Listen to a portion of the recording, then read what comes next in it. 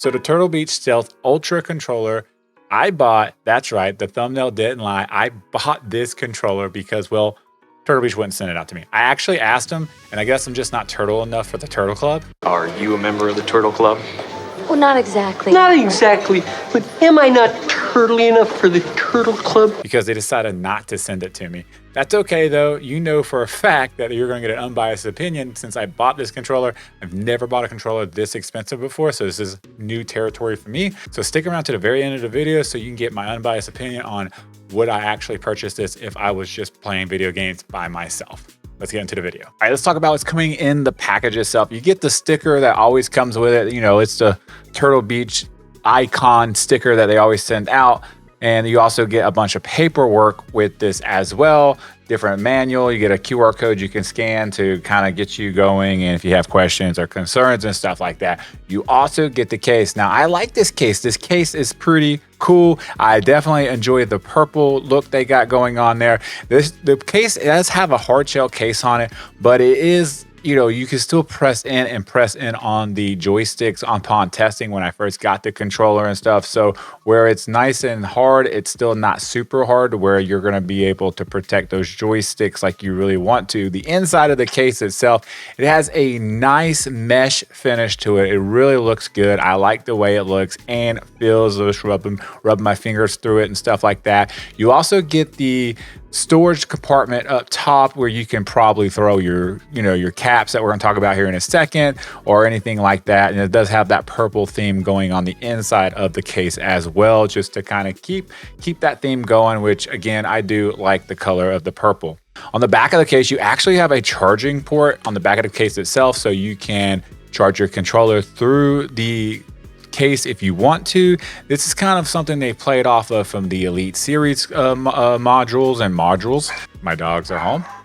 I mean, my wife is home. Holy crud. Can you imagine if she would have heard that? My dog is home. She don't watch my YouTube videos. I'm gonna put that in there. So as I was saying, they have this kind of going on as the Elite Series controller where you can charge it through the case itself if you want to. Personally, you know, it's cool and everything, but the controller is gorgeous with the RGB lights and everything while it's charging. So I'm gonna want that on display when it's charging anyways. You have a little sleeve thing here to kind of put your hook through it or something, carry it on the outside of your book bag, looking cool and all that. And you do get the caps that come with this. And this is what I was talking about. These caps are just caps that slide over your joysticks themselves. And I'm going to be honest with you, that's not my favorite thing in the world. They did not take this off the Elite Series, unfortunately. The Elite Series have the magnetic sticks on them that, you know, look good and feel good and stuff. But with this, it's just slide over caps. So yeah, that was a little bit of a disappointing feature with this controller personally, especially since, you know, we're spending $200 on a controller. But you do get the 2.4 dongle that comes with the controller itself. Now this is going to be for like hooking up to your Xbox itself. You can use this on PC as well. And, you know, I don't know about the TV and all that, and I'll get to that a little bit later. You do get I would say this is probably a 9-foot cable that comes with it. It's a nice braided cable. They didn't go over and beyond and put like their logos and stuff on the cable itself, which I'm not mad at, because honestly, I think it's just a waste of money and they can just put that money back into the controller. I'm a big, you know, component of, hey, let's not spend money where money doesn't need to be spent, so the controller itself, that the gadgets we're buying themselves can actually be better. And then you do get the charging dock with this, and they definitely made sure they put their logo on that though, for sure. And they have a little slot here on the side also for your 2.4 dongle, which is nice because that means you can use this charging port as a dongle itself. So if you have this hooked up to your Xbox or you have it hooked up to your PC, you can still have access to the dongle without taking more ports up on your PC or Xbox, which makes it nice. And of course, you get the controller itself that comes in there. You know, we're reviewing the controller, so if you didn't know we're getting the controller, well, there's something wrong with you, and we need to have a conversation after this video to, you know, go over your mental health. All right, let's move on to the ergonomics of the controller itself. Yeah, I mean, it feels pretty good. I honestly don't have an issue of the ergonomics. I mean, it's literally an Xbox controller. It's, you know, it's a little bit shaped differently. We'll bring the Elite Series 2 in for the comparison here.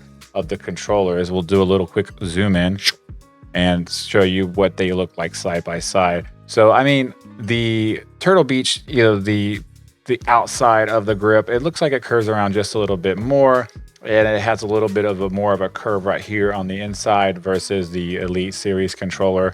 I think the Elite Series 2 still gets it in comfort, in my personal opinion. I just think they have a better ergonomic around the grip themselves. The Turtle Beach is just wider, as you can see here. You know, get them up close. It's just a little bit of a wider grip on these than versus the Elite Series controller.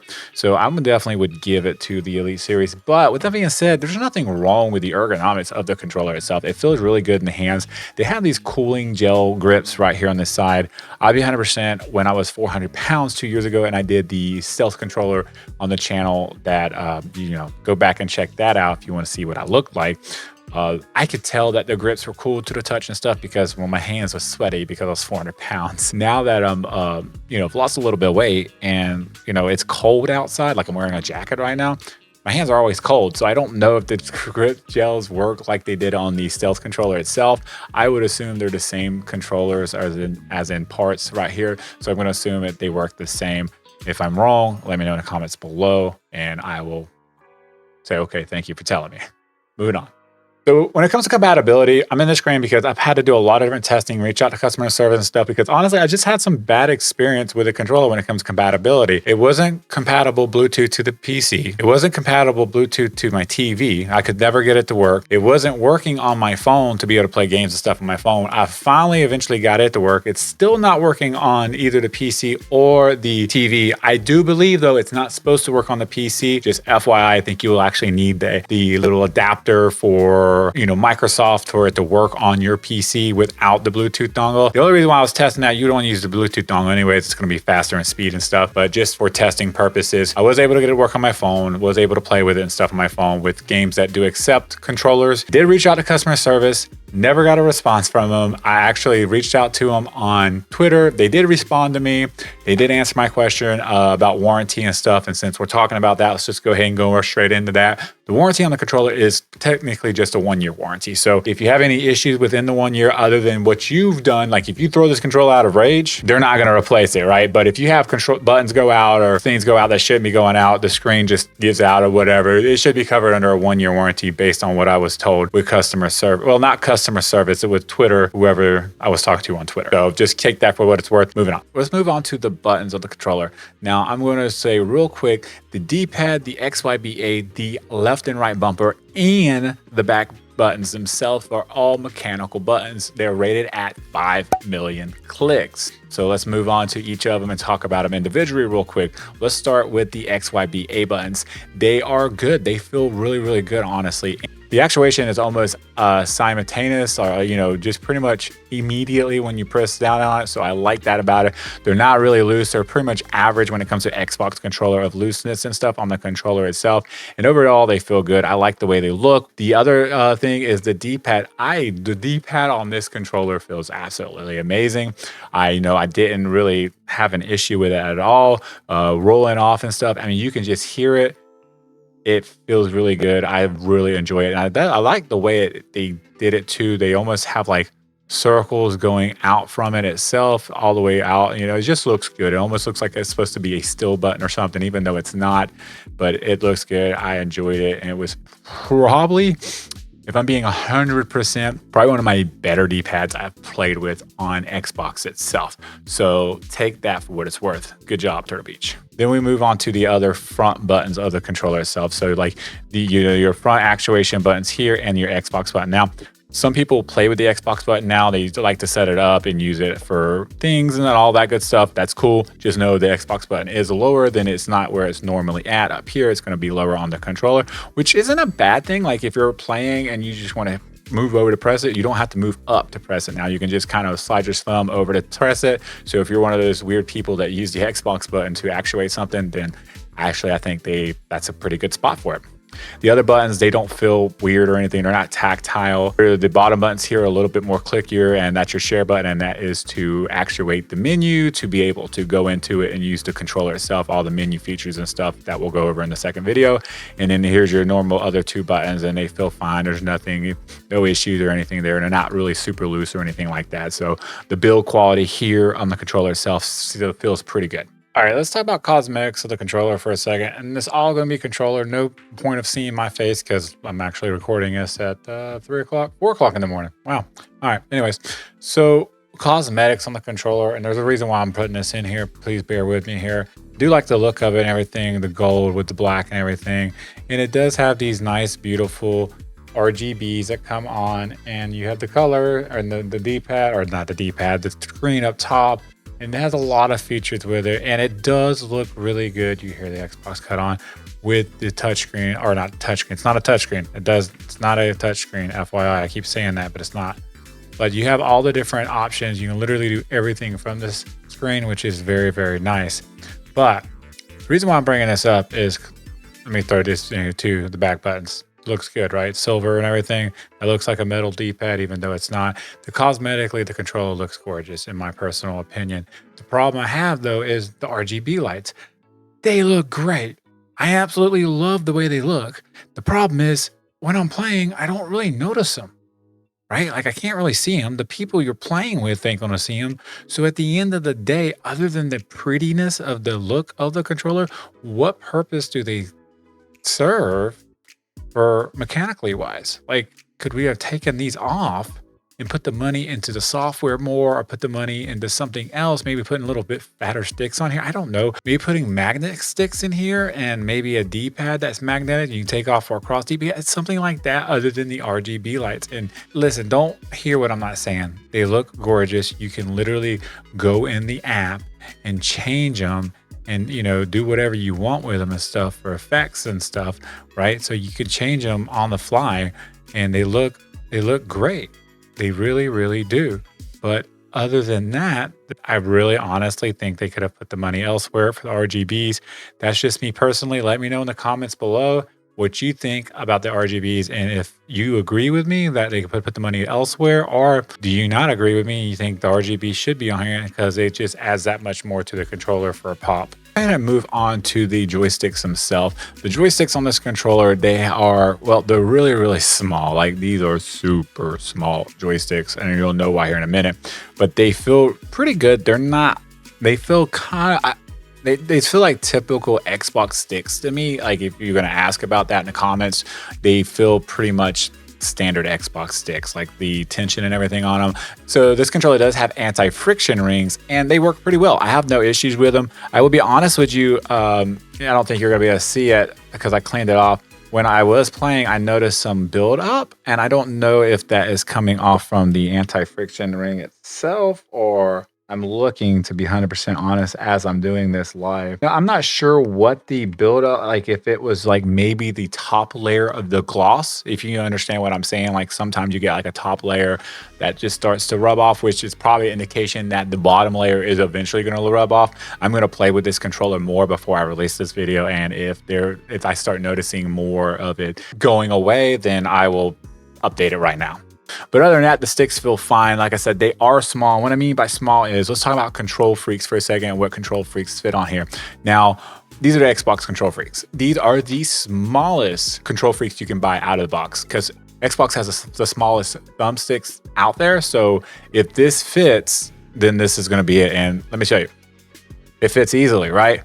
They spin. So take that for what it's worth. Now, I will tell you, though, when I did do this and played with it, I left this on and played with it. It didn't snap off. It didn't fly off or anything like that. I had no issues playing with it. So honestly, if you want to buy some control freaks for this controller, instead of using these crappy rings that are these little thumb over sticks they give you, then I definitely just, I'll leave a link below to these control freaks that did work, the little high-rise control freaks I have here for Xbox Series, and it will work fine. I just wanted to show you, I used the sleeve that they did send for my left thumbstick just for running and stuff like that, because I'm using this controller for a FPS game, Call of Duty, trying to get better. I suck. Moving on. All right, let's talk about out of the box stick drift really quick here. And honestly, it's zero. It was at zero. Now I will say when you buy the controller and you go into the app, you do have dead zones that are set to 5%. I don't really understand why they do that. And the Hall effect sensors, I bumped them down to zero. I still had 0% stick drift. It was still centered perfectly, 0002 out of the box at 0% stick drift in the app itself. So that was very, very good. Now I will say a caveat is you can only bump up the stick drift in the app by 5% or lower by 5%. So you're going from like 0, 5, 10, 15, 20 versus 1, 2, 3, 4, 5. I don't like that. I wish they'd make that a little bit more precise for us in a update or something like that, and in the future, so that we have a little bit more control and we don't have to go up. Because like I might not need a 5% stick drift. You know, maybe I only need a 1 or 2. Maybe they're just super, super, super very sensitive. I just need to go up 1 or 2% versus 5%. You know what I mean? So hopefully they can update that or something and give us the opportunity to be able to do that. So let's talk about trigger pull out of the box. Trigger pull across the board is honestly, it's going to be 250 hertz, which is about 4 milliseconds of delay time with the wireless dongle, which is super nice, right? Because the Elite Series controller itself, this only has 125 out of the box, and there's no way to make this faster. You can't, it's locked. So having a wireless dongle controller at 250 hertz out of the box is absolutely amazing to me. I was getting wired at 250 as well. So honestly, there's really no reason to even run wired. For 250 being wireless, I really, really enjoyed it. I couldn't test it Bluetooth just because it doesn't work Bluetooth on the computer itself. So I would assume it's going to be 125 hertz though. So just keep that in mind. And can the controller overclock itself? Nope, it cannot overclock. Moving on. So let's talk about the port on the controller itself. For the headphone port, you can use this only with a wired headset. It can't be a wireless. So a Turtle Beach headset wireless does not connect to this to be able to use it and stuff. And pretty much as soon as you plug it in, you're going to get extra options on the side right here. You see how they disappear. If I plug it back in, you're going to get them to come up, and all you'd have to do is hit the button. It'll show you how to use everything, and then you literally have access to everything right there on your fingertips, and you just hit the button to go back to your controller. Now you see I have a splitter hooked up to this. If you're new to the channel and don't know, I do a lot of videos on how to use USB mics on Xbox. Typically you got to have a Turtle Beach stereo adapter to use on the Xbox controller itself to plug in the bottom. With this controller, you don't need that. You can actually just plug in the splitter straight to it, get your wired headset, plug it in. By the way, it will not work with a wireless headset unless you're not planning on talking to anybody, which just kind of defeats the whole purpose of USB mic on Xbox. So you do have to use a wired headset for this feature, but you can just plug in your headset to your mic and you'll be good to go. I have a whole video on that. I'm gonna pin it at the end of this video, and also I'll pin it in the description below, as well as this controller, of course. Thanks for helping the channel out in any kind of way there.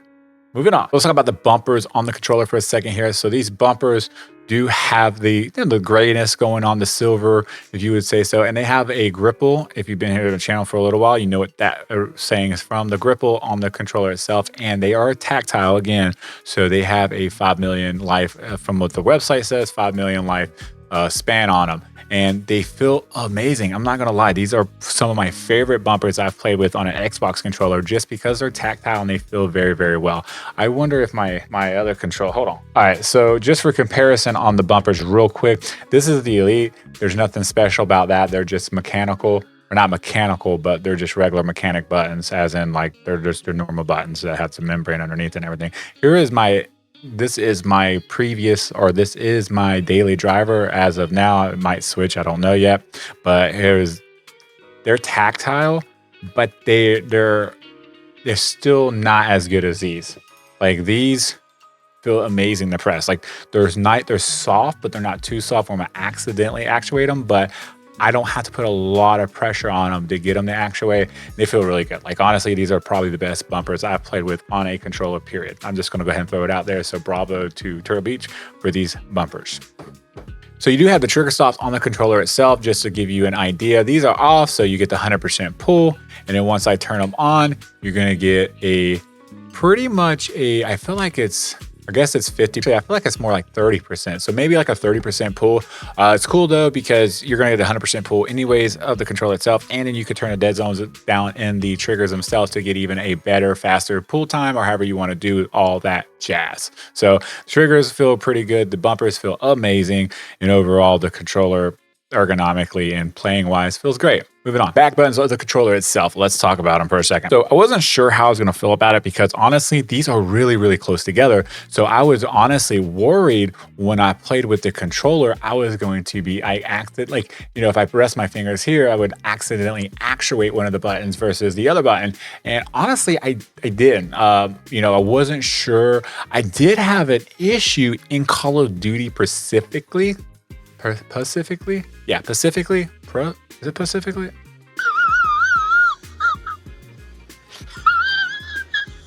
I don't know. Anyways, Call of Duty thing, it's very random. Wow, I cannot talk today, which is not unusual here at Pew's Review. So if you like to get a laugh and laugh at me, make sure you hit the subscribe button. Moving on.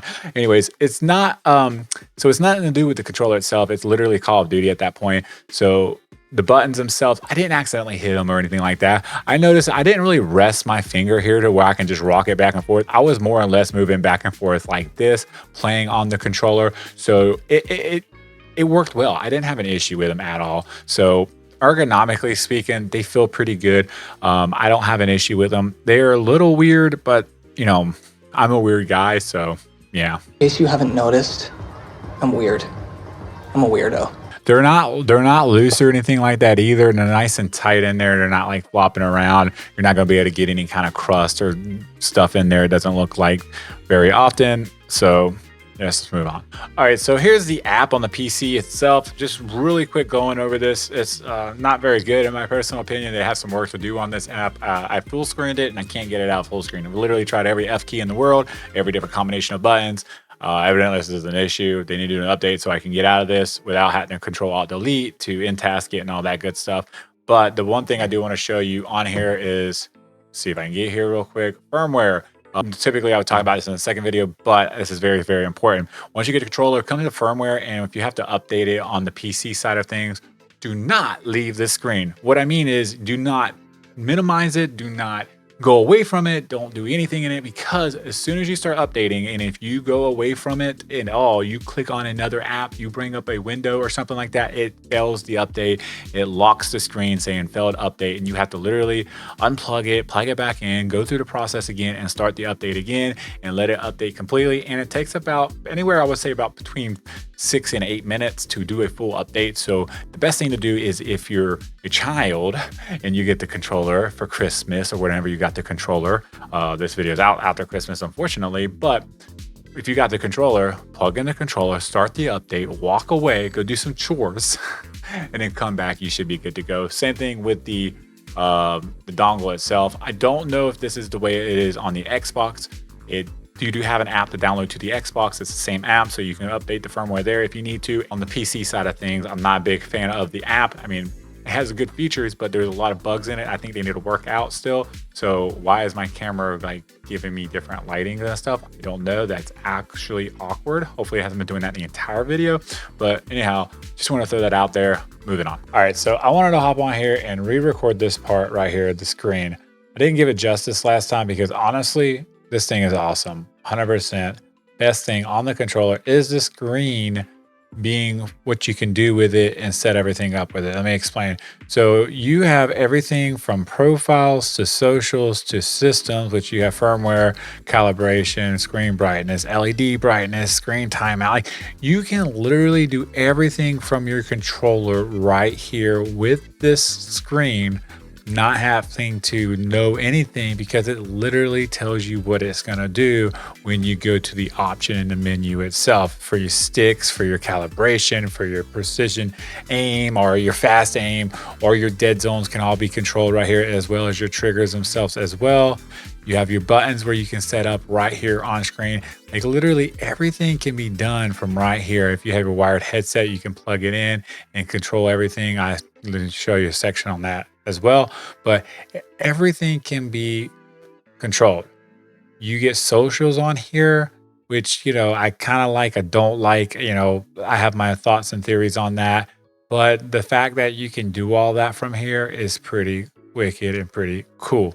So I wanted to get on here and just put that in there because I didn't really give it justice the last time I was talking about it. So when it comes to the screen, definitely the best thing that was introduced on this controller. It's much better than having to try to figure out a combination of buttons to set up a controller and stuff. You literally can just do it from right here and it'll tell you. So am I gonna buy the controller at the end of the day? Probably not. Like as a gamer that is just a non-competitive gamer, casual gamer, wish I was good, wish I was better. Like I don't need a $200 controller, but is it worth $200? That is the question at the end of the day. It doesn't matter if I would buy it or not. You're not watching me because of what I feel like the controller. You're watching me because is it worth the $200? And I would say yes. I do believe at the end of the day, this controller is worth $200 because of all the different features on it. I do believe there should be better things on the controller at the end of the day to make it more features for user features versus cosmetic features. But yes, I do believe what you're getting on this controller, we have screamed as a community for Hall effects and 4 back buttons on a controller for how long now? We got that. We screamed, if you do it and you put the controller out, we would pay more and we wouldn't complain about it. So I can't really fault them for putting a $200 price tag on it when the community of the whole gaming for Xbox has screamed about this forever. GameStar got close with 2 buttons of Hall effects, but Turtle Beach came out with 4 buttons and Hall effects with a lot of other features on it. I mean, this thing is loaded with features after all, with all the tactile buttons and everything as well. Did they put another version out? Maybe drop that price down for us a little bit, take the RGBs off, take some of the tactile buttons off. Sure, I think that would be a good idea to bring out a smaller version of this controller, maybe make this the Pro version. And then you have already another stealth controller out there that Turtle Beach came out with. Maybe make a Stealth 2 or something like that, 4 buttons, Hall effects sensors, bare bones, no notifications, no touchscreen, none of that stuff, and slap like $100 price tag on the controller. I think that would be a lot better. I think a lot of people would eat that up a lot more. But at the end of the day, I am totally curious because I want to know if you're going to buy this controller or if you're not going to buy this controller and why. I want to read every single comment. The best comment I see down there based on your information you give me, I'll give a shout out in the next video that I do on this controller itself, on the how-to. Make sure you be sticking around for that. I'll see you guys and gals in the next video. Peace and well,